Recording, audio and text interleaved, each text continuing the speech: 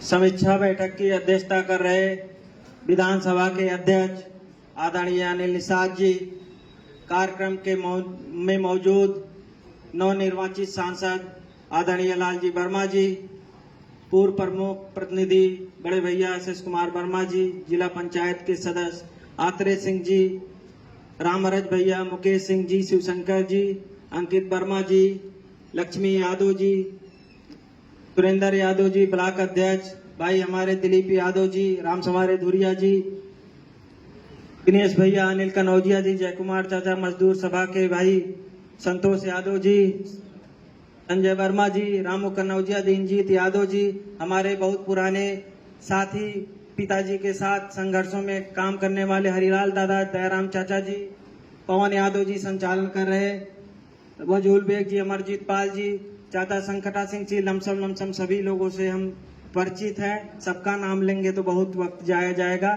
इसीलिए सबसे सभा प्रार्थी हैं विधानसभा के कोने कोने से आए हुए क्रांतिकारी समाजवादी साथियों।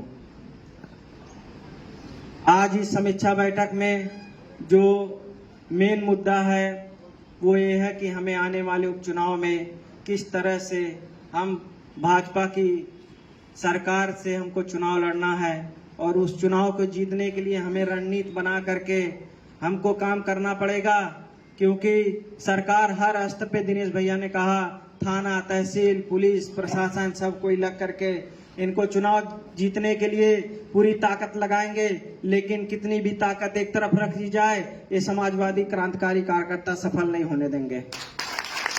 साथियों, बहुत सारे मुद्दे आए। हमारे राजित राम भाई क्रांतिकारी साथी हैं, बहुत जमाने से समाजवादी पार्टी की सेवा कर रहे थे। इनके हार में जो भी कारण बना वो बहुत सामाजिक स्तर पे कहने लायक नहीं है, लेकिन मैं ये जरूर इनसे कहूंगा, राजित राम जी, आपका सम्मान हम लोग जिस तरह पहले करते थे उसी तरह आज भी करते रहेंगे। और दूसरी बात, माननीय सांसद जी ने एक चीज कहा जो मुझे कहने में कोई गुरूज नहीं है। माननीय सांसद जी ने कहा कि कुछ लोग लोकसभा चुनाव में नहीं थे, वो लोग भी टिकट मांग रहे हैं। वो सीधा सीधा इशारा हमारी तरफ है, मैं अपनी खुद ही कह रहा हूँ। उसका कारण क्या था ये नहीं बताना कोई मुनासिब समझा। मेरी माता जी 4 अप्रैल को ब्रेन हेमरेज की शिकार हुई। हम लोग लोहिया अस्पताल में भर्ती हुए और 26 मई तक हम लोग अस्पताल में रहे। जीवन मरण के वेंटिलेटर बाईपास पे रही। जो लोग वेंटिलेटर के बारे में जानते होंगे वो लोग जानते होंगे, जिनके घर में, हर किसी के घर में कोई न कोई मरीज रहता होगा। 18 तारीख को जिस दिन राष्ट्रीय अध्यक्ष जी हैं आए थे मेरे पास, उस दिन की वीडियो अगर आप लोग चाहेंगे मैं सबको भेज दूंगा। उस दिन उनको आईसीयू में वेंटिलेटर पे डाला गया। आप सबके घर में माताएं बहनें हैं कि नहीं है? सभी है ना?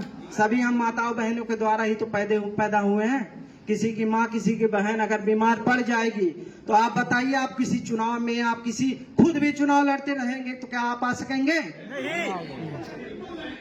अब माननीय सांसद जी को ये कहने में सोचना चाहिए, आप धर्मराज निषाद जी को देखने लखनऊ चले गए, फिर मेरी माँ को देखने नहीं आए हैं। आप पूछ लीजिए, सांसद जी बैठे हैं, क्या हम लोग समाजवादी नहीं थे? हमको सर्टिफिकेट कोई देगा कि हम समाजवादी हैं कि नहीं है?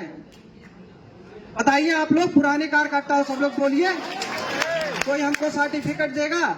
हमको हमारे नेता राष्ट्रीय अध्यक्ष अखिलेश यादव जी, आदरणीय श्रद्धेय मुलायम सिंह जी ने इस विधानसभा में लड़ने का मौका दिया था। आप लोगों की बदौलत हम लोग आप ही को हरा करके विधानसभा में पहुंचे थे। ठीक है, परिस्थितियां आई गई, हमें राष्ट्रीय अध्यक्ष जी ने भेज दिया जलालपुर। पार्टी के काम के नाते, पार्टी के नाते हम जलालपुर जाकर के चुनाव लड़े।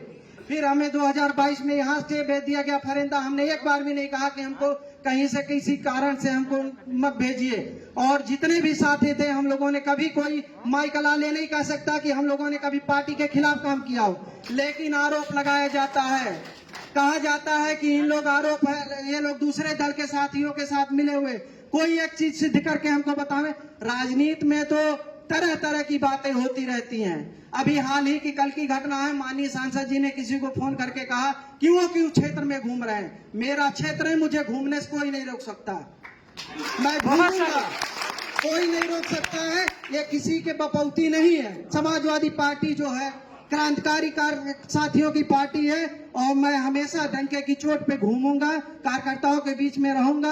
आप लोगों से बस ये निवेदन है कि देखिए, टिकट राष्ट्रीय अध्यक्ष जी का फैसला है, उसमें हम आपसे एक तौर पे हम लोग अपनी मंशा, अपनी बात रख सकते हैं। जो भी बात है, ये सही सांसद जी ने कहा कि यहाँ से कोई बात नहीं निकलेगी। आप लोग जो है कभी भी, जब शिवपाल चाचा जी आएंगे, सबसे बड़ी चीज कि वो पुराने नेताजी के साथ भाई संघर्ष में काम किए और सारे लोगों के बारे